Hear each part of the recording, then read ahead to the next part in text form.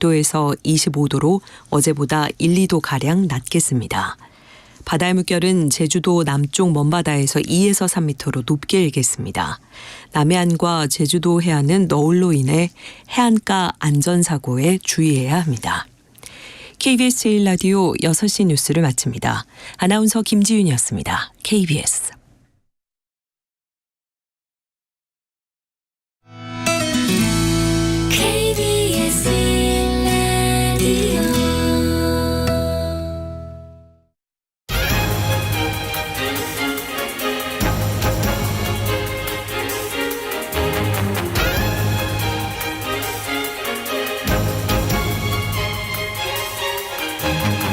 오늘 아침 일라디오.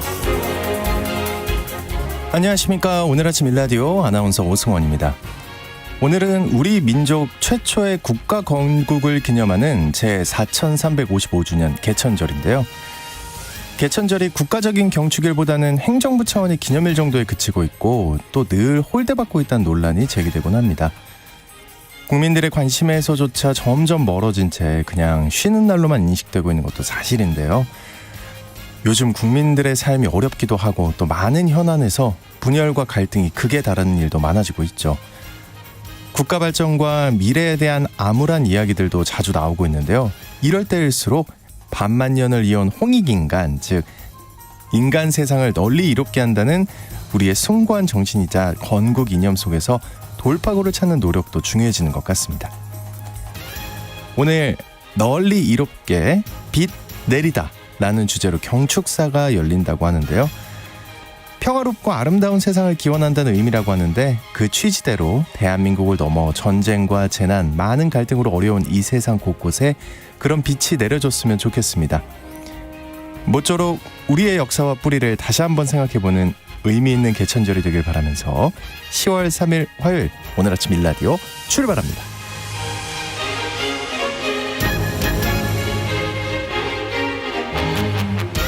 오늘 아침 일라디오 이 시간은 물론 KBS 일라디오의 모든 프로그램은 유튜브 KBS 일라디오 공식 채널이나 모바일 콩 어플리케이션을 통해 실시간으로 함께 하실 수 있습니다.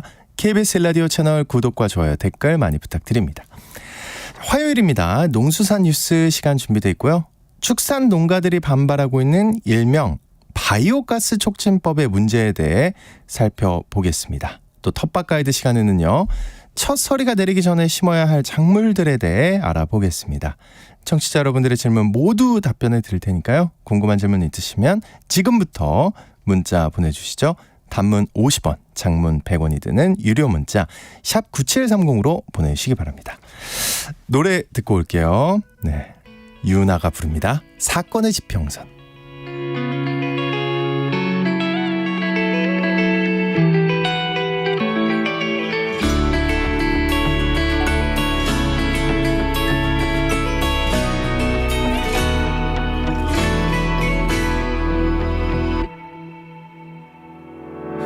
생각이 많은 건 말이야. 당연히 해야 할 일이야. 나에겐 우리가 지금 1순위야. 안전한 유리병을 핑계로 바람을 가둬둔 것 같지만 기억나 그날의 우리가 잡았던 그 손엔 말이야. 설레임보다 커다란 믿음이 담겨서 난 웃음을 줬지만 울음이 날 것도 같아서 소중한 건 언제나 두려움이니까. 문을 열면 들리던 목소리, 너로 인해 변해 있던 따뜻한 공기, 여전히 자신 없지만 안녕히 저기 사라진 별의 자리, 어제나 이 하얀 빛 한동안 꺼내볼 수 있을 거야. 아낌없이 반짝인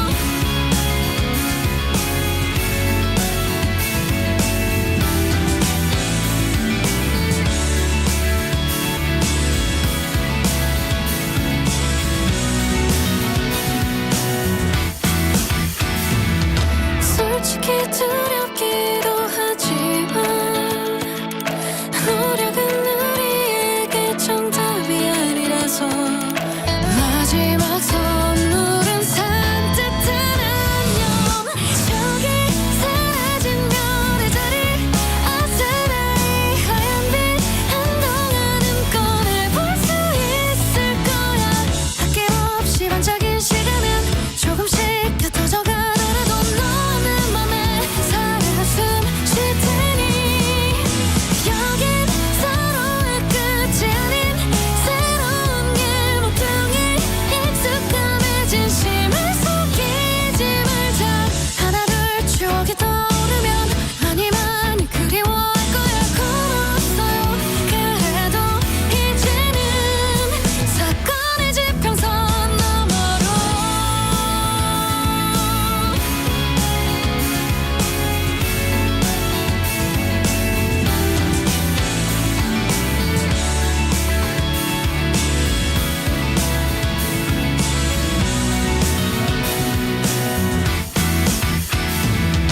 저기 사라진 별의 자리 아스라이 하얀 빛 한동안은 꺼내볼 수 있을 거야. 아낌없이 반짝인 시간은 조금씩 곁어져 가더라도 너는 맘에 살아 숨 쉴 테니 여긴 서로의 끝이 아닌 새로운 길 모퉁이 익숙함에 진심을 속이지 말자. 하나 둘 추억이 떠오르면 많이 많이 그리워할 거야. 고마웠어요.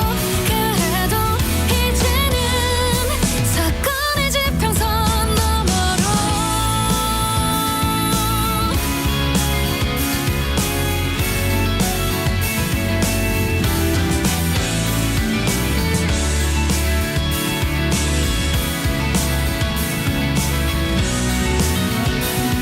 사건의 지평선 너머로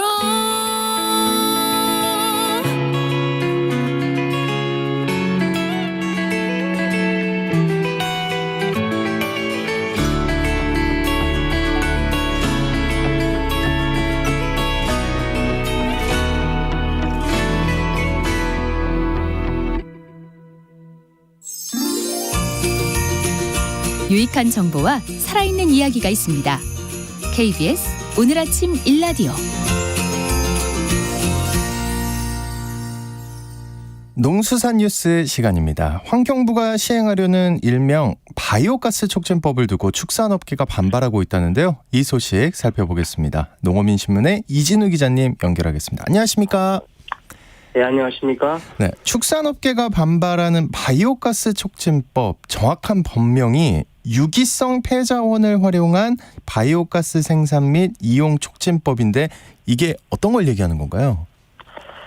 말씀하신 대로 일명 바이오가스 촉진법은 지난해 12월에 공포가 되었고요. 원래 12월 31일 시행을 앞두고 있습니다. 그런데 시행을 앞두고 입법 예고된 바 있는 시행령에 바이오가스 생산자의 범위, 그러니까 유기성 폐자원을 활용해서 바이오가스를 생산해야 하는 생산자의 범위가 이제 정해져 있는데요. 네.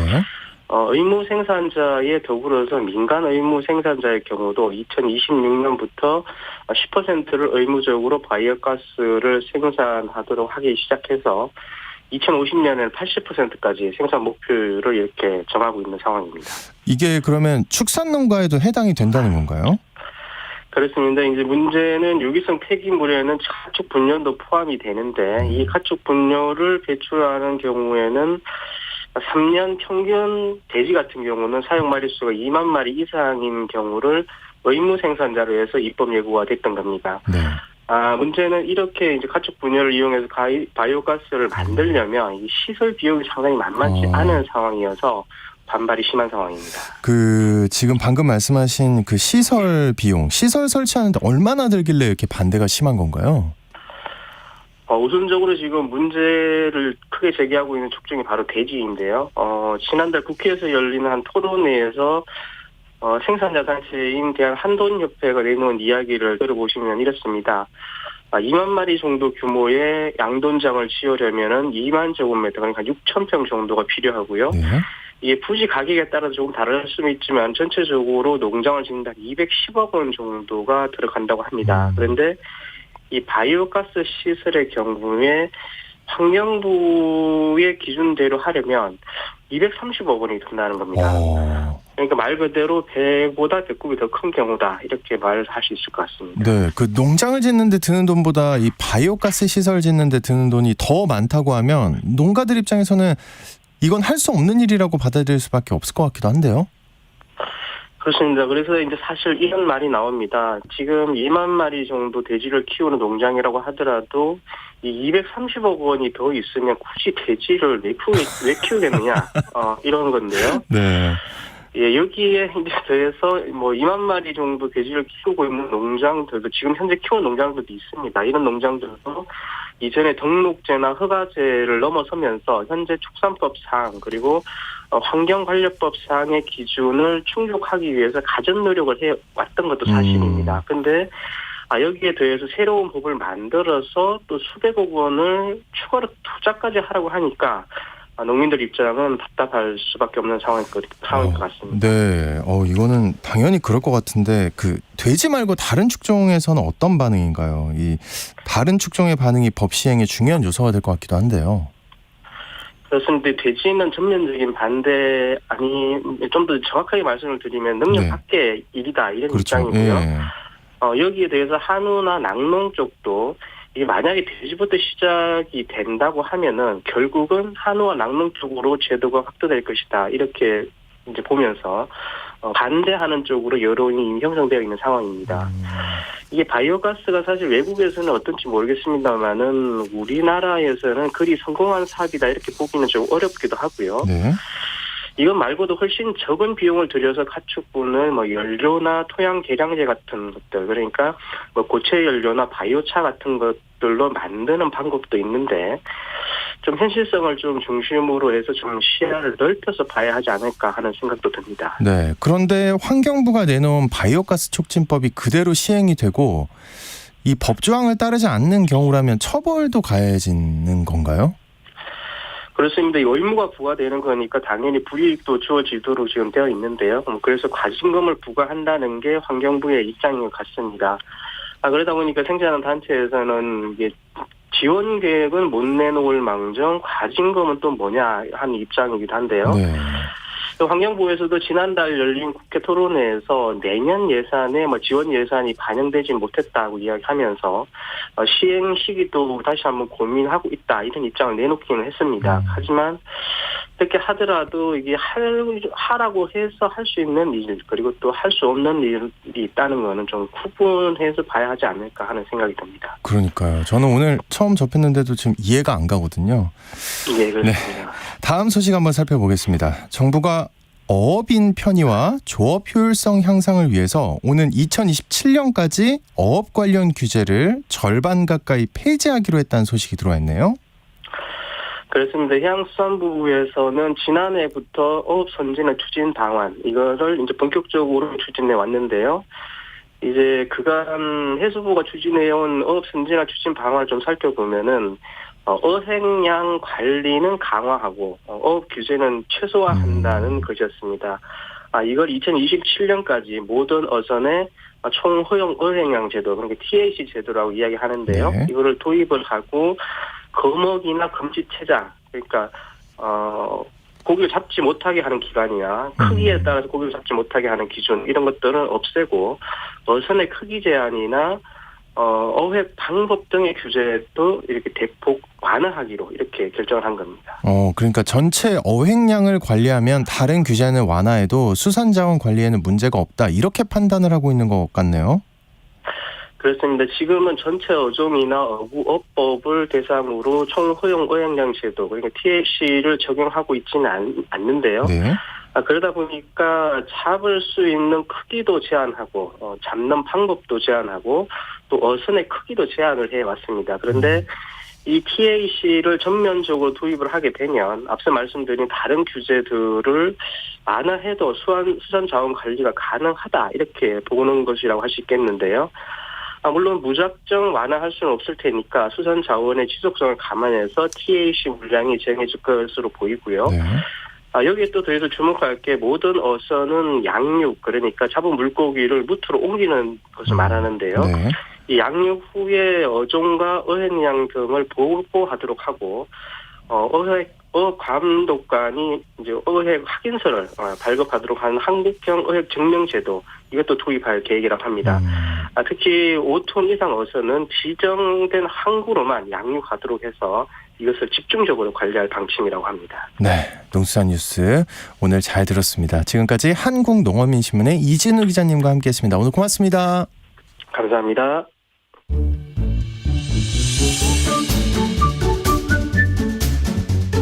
아침을 여는 기분 좋은 습관.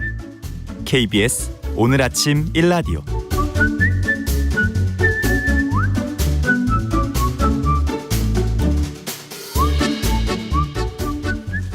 도시 농부들의 텃밭 가이드 수원 씨앗도서관의 박영재 관장님과 함께합니다. 안녕하십니까 관장님. 네, 안녕하세요. 네, 오늘 텃밭과 관련해서 궁금한 점 있으시면요. 단문 50원, 장문 100원이 드는 유료 문자 샵 9730으로 지금 바로 문자 보내주시기 바랍니다. 자세하게 답변 드리도록 할게요. 관장님 고향 다녀오셨어요? 네, 잘 다녀왔습니다. 네, 아버님도 잘 보시고. 예. 예. 개천절에서 한글날까지 또 연휴가 길어서 그런지 내려가시는 분들이 굉장히 많더라고요. 그래서 가는데 한 14시간 정도? 14시간요? 네, 걸렸습니다.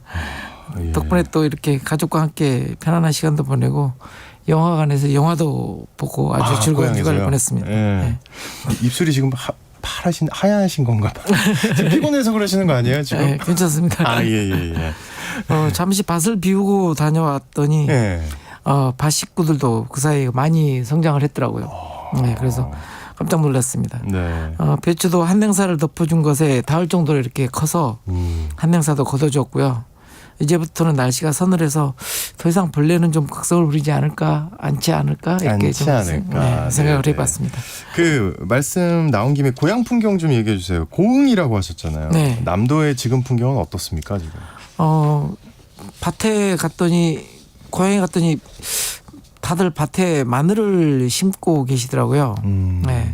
그래서 난지역 마늘, 벌마늘 또는 이제 논마늘 여러 가지 이름으로 부르는데 네. 남쪽 지방에서는 주로 이제 이 마늘을 심게 됩니다. 그리고 지금쯤 이제 심을 때죠. 네. 그래서 중부 이북에는 주로 이제 한지역 마늘, 달리 육종 마늘이라고 하는 걸 심게 되는데 보통 11월 말까지만 심으면 되거든요. 네. 하지만 난지역 마늘은 좀 일찍 심습니다. 난지역 마늘은 싹을 내민 상태에서 겨울을 나지만 한지역 마늘은 봄이 되어야 이렇게 싹이 나옵니다. 그래서 난지역 마늘은 봄에 심을 수 없지만 한지역 마늘은 이른 봄에 심는 분들도 계십니다. 겨울을 난 마늘이 워낙 크고 또 저장성도 우수해서 보통 이렇게 가을에 심는 게 마늘입니다. 그렇군요. 봄에 심어도 되지만 지금 심는 게 낫다. 네. 네네. 이제 농사 짓는 분들은 서리가 언제 내릴지를 예측해야 한다고요? 네. 이제부터는 북부 산간지방을 시작으로 해서 첫서리가 내리게 될 텐데요. 기상청 자료에 따르면 제가 살고 있는 수원의 경우에는 첫서리가 2020년에는 10월 14일, 네. 2019년에는 10월 27일, 그리고 30년 평균을 기준으로 하면 평년 기준 10월 23일 정도가 됩니다. 이렇게 차이가 나는 이유는 최저 기온이라든지 일교차, 바람, 그리고 또 기압선의 배치와 같은 다양한 요인이 이제 서리가 내리는 조건으로 작용하기 때문인데요. 따라서 위도상으로 위치만으로 첫서리 날짜를 계산할 수 없기 때문에 지역의 기상청의 누적된 자료를 참고해서 첫서리 때를 네. 예측해야 합니다. 위도상으로 수원보다 북쪽에 위치한 연천이 오히려 2주나 늦은 11월 7일에 첫서리가 오는 날도 그래요? 있었던 것을 볼 수가 네네. 있습니다. 저는 개인적으로 첫서리 오는 날을 좀 기다리게 되는데요. 그 매섭던 풀들이 고개를 푹 숙이는 모습을 볼 수 있었습니다. 또 내한성이 강한 배추, 무, 아욱, 상추, 시금치와 같은 텃밭 작물들은 아주 멀쩡하게 이렇게 잘 자라는 날씨를 맞이합니다. 풀들은 아예 고개를 숙이고요. 야, 풀들이 고개를 숙이는 데가 네. 거의 뭐 전쟁과 같은 어떤 그런 적 같은 관계로 저한테 항상 얘기를 하셨는데 그럼 이제 뭐를 심어야 되나요? 이렇게 첫서리를 20일에서 30일 정도 앞둔 시점에서 텃밭에 심을 수 있는 작물들은 좀 다양하게 있는데요. 네. 그리고 또 이제 첫서리를 늦추는 방법도 한번 그게 이야기해 가능한가요? 보도록 하겠습니다. 예. 이런 질문들이 요즘 굉장히 많이 받는 질문입니다. 오, 예. 하나하나 알아보도록 하겠습니다. 우선 지금 파종에서 서리가 내리기 전에 아니면 서리가 내린 후에도 수확해 먹을 수 있는 것들은 무엇이 있는지 뭐 알아보겠는데요. 네. 재배 기간이 짧고 내한성이 있어서 서리 이후에도 수확할 수 있는 작물들이 많습니다. 대표적으로 21일 적환무라고 하는 게 있는데 20일 적환무. 네. 네. 이름 그대로 21일이면 수확을 할 수가 있습니다. 예. 시금치는 30일 정도면 수확할 수 있고요. 그다음에 로켓 샐러드 28일 정도에 수확할 수 있고요. 케일은 30일, 겨자채는 20일, 상추는 20일, 근대는 30일, 고수도 30일, 아욱도 30일. 이런 식으로 30일 정도에 이렇게 수확할 수 있기 때문에 지금 심어도 되는 작물들이고요. 더구나 이 중에서 시금치나 케일, 고수 그리고 근대와 같은 작물들은 수확하고 남겨놓으면 또 노지에서 월동을 하기 때문에 알아서요. 네, 이듬해 네. 봄에도 먹을 수가 있습니다. 야. 요즘 특히 이제 샐러드채에 대해서 수요가 많아서 관심이 많은데 어린 싹이나 이런 어린 열매를 선호하시는 분들도 이렇게 계시거든요. 네. 그래서 당근의 경우에도 미니 당근으로 수확해서 샐러드용으로 드시려면 지금 파종해도 됩니다. 어유 지금 파종할 게 많은데요. 네. 지금 얘기 들어보니까 다시 한번 얘기해 드릴까요? 뭐 20일 적환무, 시금치, 로켓 샐러드, 케일, 겨자채, 상추, 근대, 고수, 아욱 그리고 당근. 네. 근데 그 서리가 내리면 피해 보는 거 아니에요? 네. 다음 질문이 그렇게 이제 첫 서리를 네. 늦추는 방법을 물어보셨는데요. 하늘의 날씨를 바꿀 수는 없지만 서리 피해를 막는 방법이라고 보면 될 것 같습니다. 서리가 내린 이후에는 작물의 성장세가 또 둔화되기도 하고요. 그리고 최저 기온이 10도 미만으로 떨어지기 때문에 성장을 멈추게 됩니다. 그래서 서리도 막고 최저 기온도 올리는 방법으로 네. 콜드 프레임이라고 하는 것을 만들어줍니다. 홀드 프레임이요. 우리가 흔히 알기로는 이제 미니 온상으로 설명하면 될 것 같습니다. 활대 강선으로 이렇게 선을 만들어서 비닐을 씌우는 것으로도 간단하게 만들 수가 있고요. 네.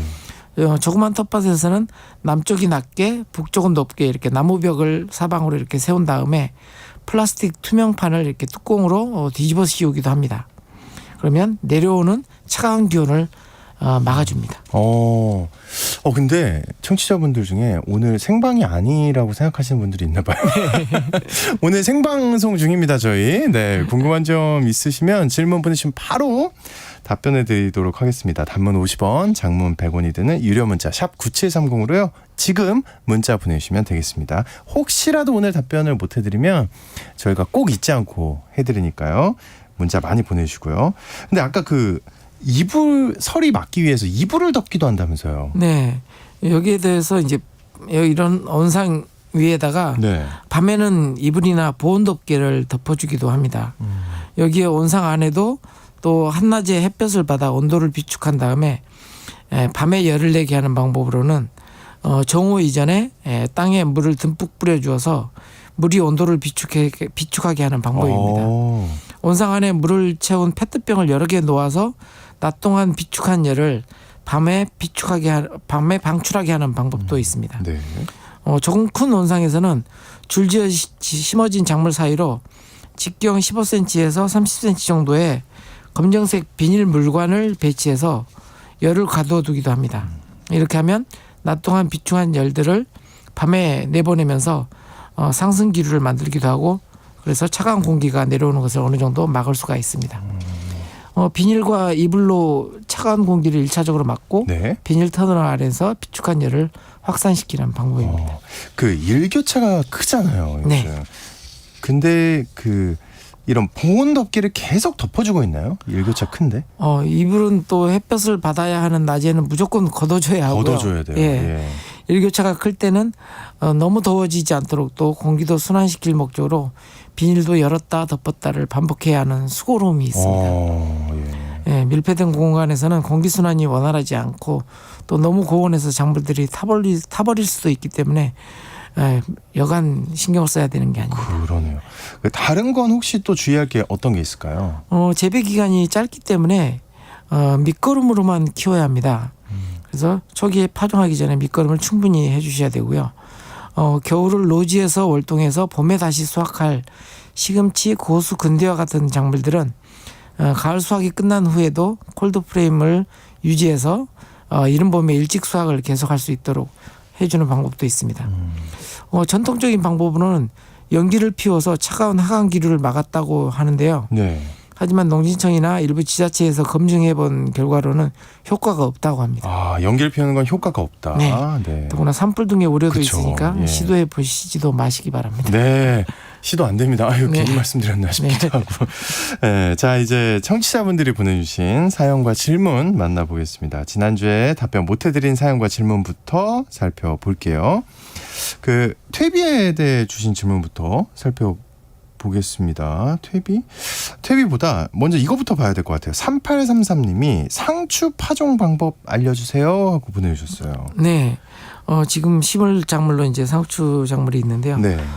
애초에 이제 상추 작물은 수확이 짧다고 했잖아요. 네. 그래서 밑거름을 충분히 해서 밭을 만든 다음에 이랑을 넓은 이랑으로 구성을 하시고요. 네. 그러니까 한 120cm 정도의 넓은 이랑으로 만든 다음에 줄뿌림을 하셔야 됩니다. 줄뿌리며. 네. 그래서 줄 간격은 한 15cm 정도 간격으로 해서 줄을 이렇게 손으로 또는 호미로 이렇게 그어준 다음에 상추 씨앗이 서로 겹치지 않도록 개미가 개미를 쫓아가듯이 개미가 예, 쪼로로로로, 나란히 예. 이렇게 씨앗을 파종한 다음에 덮어주시는데 상추는 햇볕을 보아야 발화를 잘합니다.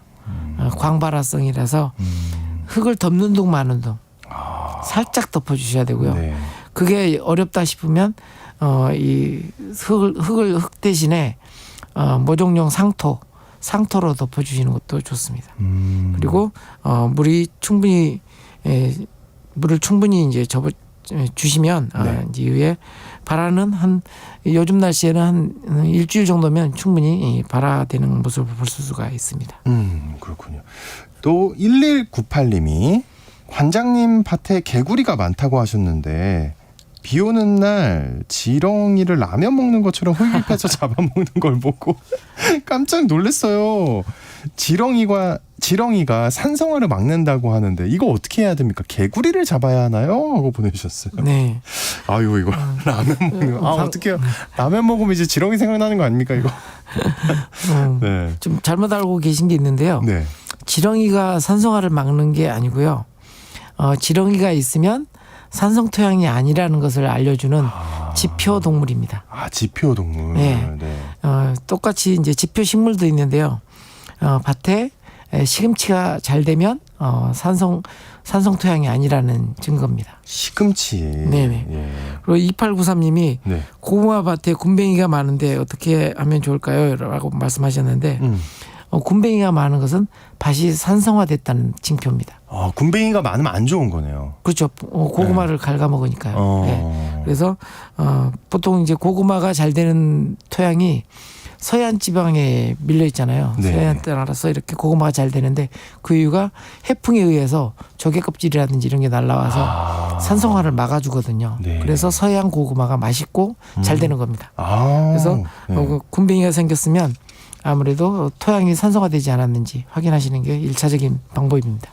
그러면 일단은 그 개구리는 그대로 식사를 하도록 냅둬야 되는 건가요? 네, 괜찮아요? 예, 개구리는 또 지렁이만 먹는 게 아니라 또 해충들도 잘 잡아먹잖아요.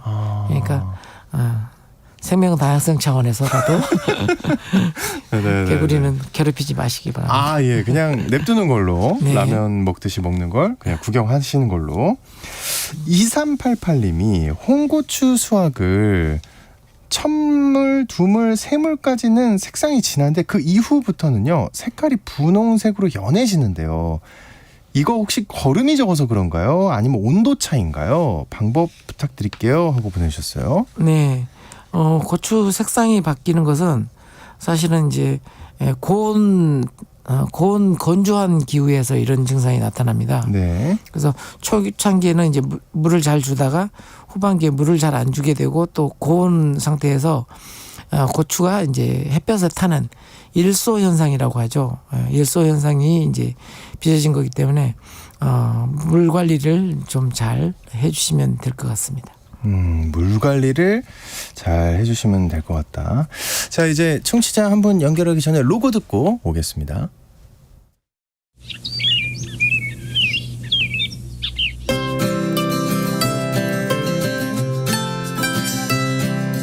지금 여러분께서는 수원 씨앗도서관 박영재 관장과 함께하고 계십니다. 네, 청취자 여러분과 직접 전화 연결해서 궁금한 질문 들어보는 시간 갖겠습니다. 안녕하십니까? 네, 안녕하세요. 네, 간단하게 자기소개 부탁드릴게요. 어느 지역에 계신 누구신가요? 네, 시흥에 사는 이영권입니다. 아, 반갑습니다. 네, 반갑습니다. 네, 오늘 관장님께 어떤 질문 있으신가요? 편하게 말씀하시죠. 예. 쪽파를 심었는데, 쪽파가 워낙 작아요. 굉장히 가늘고. 네. 이게 왜 그런 건지 궁금해가지고.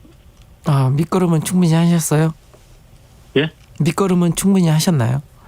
밑거름은, 예, 좀 하긴 했어요. 네네. 근데 그게 충분하다는 게, 네.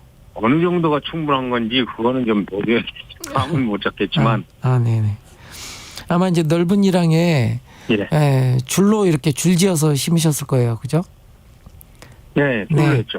네, 줄지어서 심었으면 그 줄 간격이 이제 한 15cm 정도 됐을 거고요.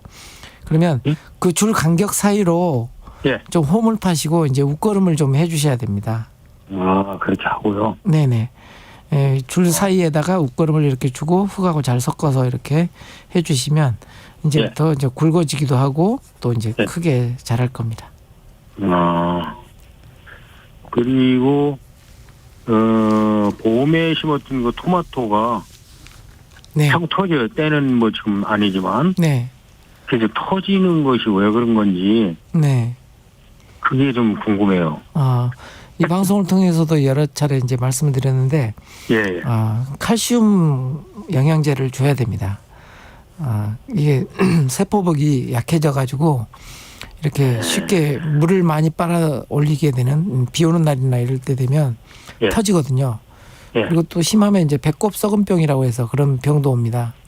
그래서 칼슘 영양제를 열매 열리는 순간부터는 좀 주기적으로 주셔야 이런 터짐이나 또는 이제 배꼽 썩은병을 막을 수가 있습니다.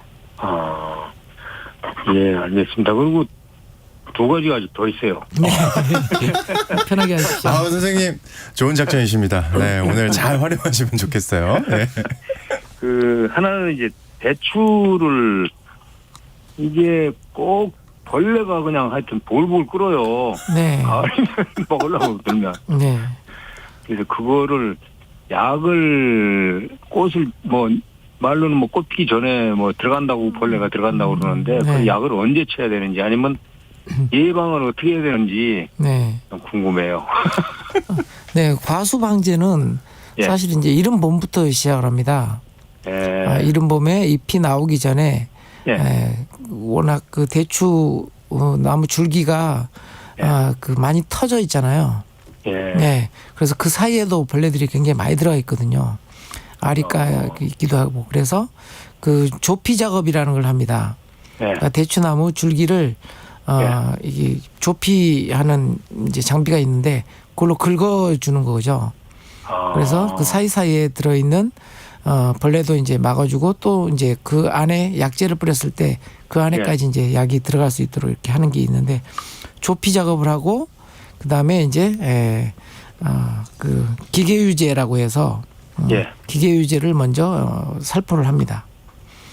그 이후에 이제 꽃 피기 전에 또 한번 이제 이렇게 살충제로 이렇게 방제를 해야 이렇게 깨끗한 대추를 수확하실 수가 있습니다.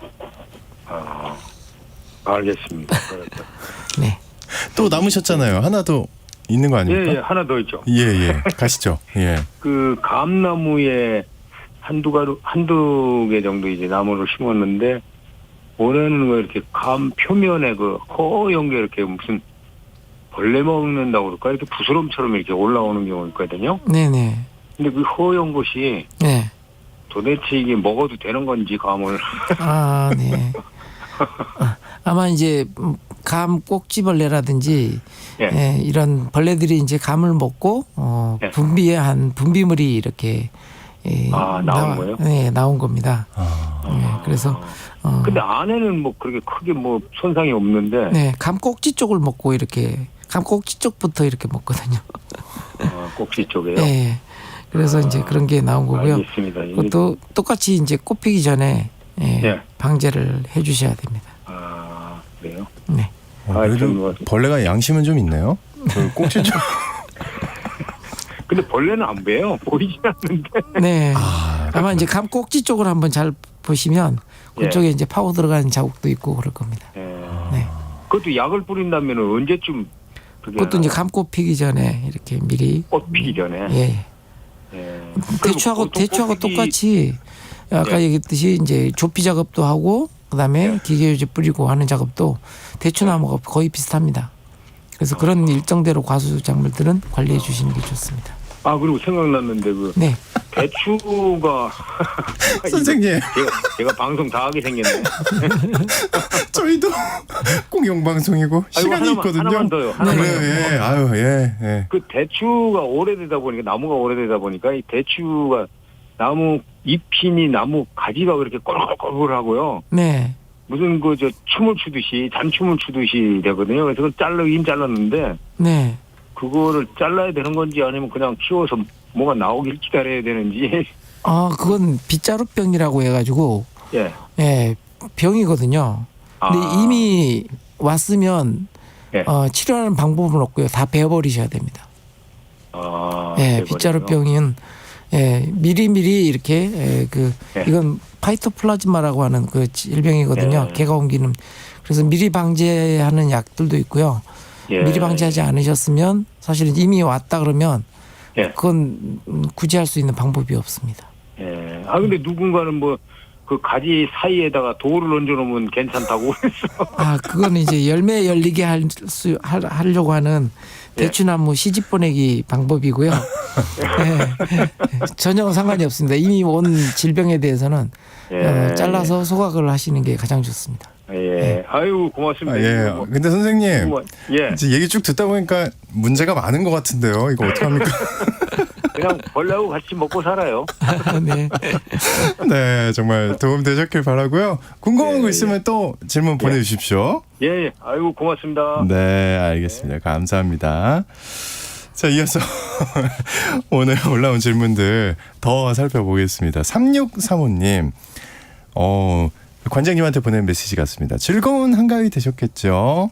전에 보내주신 조선 대파가 실처럼 길게 자라고 있는데 이거 잘라줘야 할까요? 묶어줘야 할까요? 가르쳐주세요 하고 보내주셨네요. 대파가 실처럼 이렇게 자랐으면요 이제 옮겨 심어줘야 됩니다.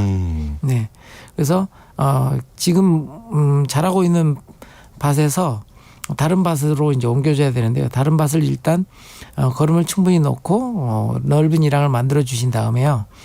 그 실처럼 나온 것을 한 포기 한 포기 이렇게 따로 옮겨줘야 되는데 우리 마늘이나 양파 심는 간격 한 10cm 정도 간격으로 따로따로 이렇게 떼어서 이렇게 옮겨 심어주기를 지금 하셔야 합니다. 잘 왔고 이제 옮겨 심어주기 할 때가 되었다. 8026님, 박사님 배추 거름은 몇 번 주나요? 무도요. 지금은 배추가 어느 정도 커야 정상인가요? 하고 보내주셨어요. 지역마다 배추 크기는 다 다른데요. 지역마다요? 네. 남도지방에는 아주 이제 심었더라고요. 네. 근데 이제 중부지방은 이제 서리가 빨리 오니까 일찍 심으셔서 이제 어느 정도 컸을 텐데요. 되게 이제. 근데 이거 위치를 얘기 안 해주셔가지고 이게 대답하기가 애매하긴 하네요. 일단 중부지방 기준으로 한번 해볼까요? 중부지방으로 치면은 제 양손으로 이렇게 감싸 잡을 정도로 자랐습니다. 네, 한 지름이 한 10에서 15 정도. 네, 20cm까지. 네. 이렇게 자랐고요. 이제 속은 아직 차오르지는 않고 있어요. 물론 이제 추석 배추라 그래서 일찍 심으신 분들은 이미 뭐 차서 엄청나게 큰 경우도 있지만 김장에 맞추는 것들은 이제 보통 그 정도 크기고요. 2주마다 한 번씩 웃거름을 해야 된다고 제가 말씀을 드렸어요. 그죠? 그래서 2주마다 한 번씩은 웃거름을 배추 포기 사이사이에다 이렇게 거름 주고 그다음에 흙으로 덮어주는 방식으로 웃거름을 하셔야 되고요. 김장 일정에 따라서 김장 일정이 김장 일정을 역으로 계산해서 한 3주 전에는 이제 걸음을 중단하셔야 된다는 거. 그것만 주의하시면 돼요. 네. 근데 이 9067님이 이제 배추 관련해서 또 질문을 보내주셨는데 이분은 중부치마인 것 같아요. 네. 우짜라서 물름병이 왔대요. 네네. 이거 어떻게 해야 되나요? 하고 보내주셨어요. 5176님도 그런 이제 질문을 그래요? 예. 해주셨었는데요. 배추 물음병 같은 경우는 땅이 너무 습한 경우에 오는 이제 곰팡이성 질병이거든요. 네. 그래서 이미 왔다면 사실은 방법이 없긴 해요. 근데 이제 응급조치로 할 수 있는 것은 저 같은 경우는 과산화수소수를 물에 타서 이렇게 뿌려줍니다. 얼마나 희석해서 해야 돼요? 그냥 농도 장애는 없으니까요. 물하고 좀 반반 정도 섞어도 상관이 없습니다. 이런 식으로 하면 이제 살균도 되고 그다음에 뿌리에 산소 공급도 되는 방식으로 이렇게 해왔는데요. 효과가 나름대로 있었습니다. 그래서 한번 해보시고요. 배수 관리를 좀 잘해서 물이 많이 차지 않도록 배추 뿌리가 숨을 원활하게 쉴 수 있도록 흙도 좀 긁어주시고요. 뿌리 주변에 흙들을 좀 긁어줘서 통기성이 좀 되게 이렇게 관리해 주시는 게 좋습니다. 4777님 질문 볼게요. 텃밭에 일조량이 적어서 작물이 잘 안 자랍니다. 혹시 그늘져도 잘 자라는 작물 있을까요? 소개 좀 부탁드릴게요 하고 보내주셨어요. 네. 산밑이나 뭐 아파트 그늘 뭐 이런 데에 있어서는 가장 좋은 게 엽채류입니다. 엽채류. 이 과채류 열매를 맺는 그런 채소보다는 잎사귀를 먹는 채소들은 상대적으로 햇볕을 덜 필요로 하기 때문에 이렇게 엽채류를 권해드리고요. 밭 안에서도 이렇게 키 큰 작물 심으면 그 옆에 심을 수 있는 작물들이 대개 엽채류를 심게 됩니다. 그것까지 계산해서 하는군요. 네. 3282님 EM 발효액 농사 사용법 부탁드릴게요 하고 보내주셨어요. 네. 저희가 이제 미생물 관련해서도 말씀드렸는데 EM이 이제 대표적인 네. 유용 미생물 농업에서도 쓰고 실생활에서도 이제 사용하는 많이 쓰죠. EM. 네네. 네. 음식물 쓰레기 처리라든지 이런 데서도 활용을 하는데요. 그야말로 만능입니다. 그래서 EM 발효액 자체를 희석해서 한 500배 정도 희석해서 이 미생물을 뿌려줘도 되고요. 여러분이 이제 퇴비나 아니면 액비라든지 이런 거 만드실 때도 조금씩 이렇게 첨가를 해서 퇴비를 만들거나 액비를 만드실 수도 있고요. 그래서 다용도로 이용할 수 있는 네. 다양한 액비를 대신하는 것도 있고요. 그래서 그렇게 해주시고요. 분무기는 항상 이제 이렇게 미세 분무기 직접 뿌릴 수 있는 그런 분무기로 활용하시면 좋고요. 그리고 이게 EM 미생물이 자체가 토양에 있는 그 미생물들을 배양하기도 하고 또 그런 퇴비를 분해하기도 하고 또 이제 항생물질을 만들어내기도 하거든요. 맞네. 그래서 네. 질병에 감염되지 않게 하기도 하고요. 그다음에 또 다른 이제 세균이라든지 이런 것들이 차지하고 있는 부분을 먼저 선점하기 때문에 그것들이 감염되어 들어오는 경로를 막아주는 역할도 합니다. 완벽한데요. 1178님 밤을 장기 보관하는 법 알려주세요 하고 보내주셨어요. 네, 요즘 한참 밤을 딸 때인데요. 네, 많이 네, 떨어져 있던데요. 네. 일단 밤을 주우시면 제일 먼저 이제 물에다가 담굽니다. 네, 왜냐하면 밤 속에 들어가 있는 벌레들이 숨을 못 쉬게 해서 이렇게 처리해야 되거든요. 그래서 물에다 담근 다음에 장기 보관하시려면 냉동 보관을 하는 게 좋습니다. 냉동실에. 네. 빨리 먹을 것들은 이제 냉장으로 하시고요. 오랫동안 보관할 것들은 냉동으로 이렇게 보관하셨다가 네. 드시면 됩니다. 그 물에는 어느 정도 며칠이나 담가놔야 돼요? 하루 정도 담궈놓으면 네. 벌레들이 나와요? 벌레들이 못 참고 나옵니다. 네. 예, 알겠습니다.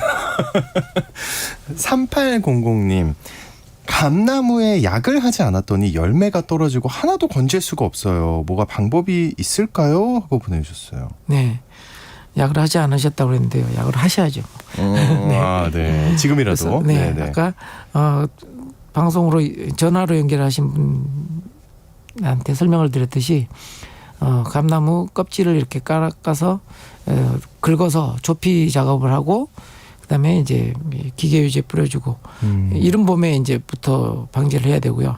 그다음에 이제 감꽃이 피기 전에 또 한번 살충제로 방지를 해주셔서 수확을 하셔야 합니다. 네. 알겠습니다. 시간상 오늘 여기서 마무리해야겠습니다. 답변 못 드린 질문들은요, 저희가 잘 보관했다가 다음 주에 이어서 해드리겠습니다. 텃밭 가이드 시간, 지금까지 수원 씨앗도서관의 박영재 관장님과 함께했습니다. 우리 태은봉님이 관장님 꽃길만 걸으세요. 좋은 하루 되세요. 네, 감사합니다. 네. 오늘 고맙습니다. 고생했습니다. 네, 감사합니다. 네, 추석 연휴에 고속도로 이용하면 통행료가 면제가 됐는데요. 아직 헷갈리시는 분들이 많다고 합니다. 이미 통행료 면제는 1일 자정에 종료가 됐습니다. 그래서 어제부터는 평소처럼 요금을 내야 한다고 하니까요. 오늘 혹시 귀경길에 오르시는 분들 안전운전 하시기 바랍니다. 전 내일 다시 생방송으로 인사드리겠습니다. 오늘 아침 일라디오 지금까지 아나운서 오승원이었습니다. 연휴 마지막 잘 보내세요. 고맙습니다.